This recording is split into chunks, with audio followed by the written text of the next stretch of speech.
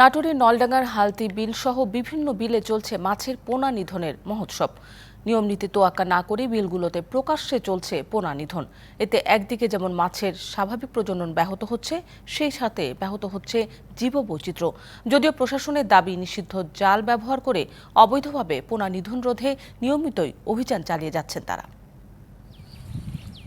নাটোরের নলডাঙ্গার হালতেবিল স্থানীয় জেলেদের মৎস্য আহরণের অন্যতম উৎস, কিন্তু নিষিদ্ধ জাল ব্যবহার করে পোনা সংগ্রহের কারণে মাছের এ অন্যতম উৎস থেকে ধ্বংস হচ্ছে নানা প্রজাতির মাছ।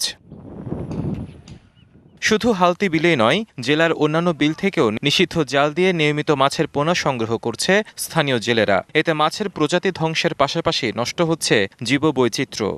রিং জাল আর কারেন্ট জাল ব্যবহার বর্ষার সময় বর্ষা এলেই এটা যদি বিভিন্ন প্রকার জেলেরা যদি এই জিনিসটা ব্যবহার না করতো তো মাছটা বড় হতো। অবৈধ চায়না দুয়ারি জাল এবং বিভিন্ন কারেন্ট জাল দিয়ে যে নির্বিচারে মাছ নিধন হচ্ছে।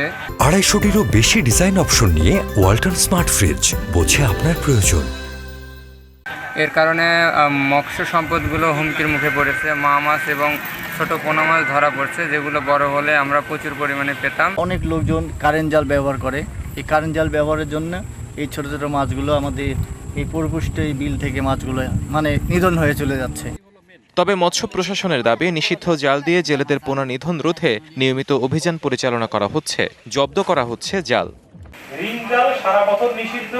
এটা আমরা ঘর থেকে, বাজার থেকে, নদীতে রাখা অবস্থায়, যে কোনো অবস্থায় আমরা জব্দ করতে। আমরা এই বিগত 5টি অভিযানে আমরা প্রায় 400-400-র মতো আমরা চায়না দুয়ারি এবং কারেন্ট জাল আমরা লট ধরেছি আমরা গোপন সংবাদের ভিত্তিতে।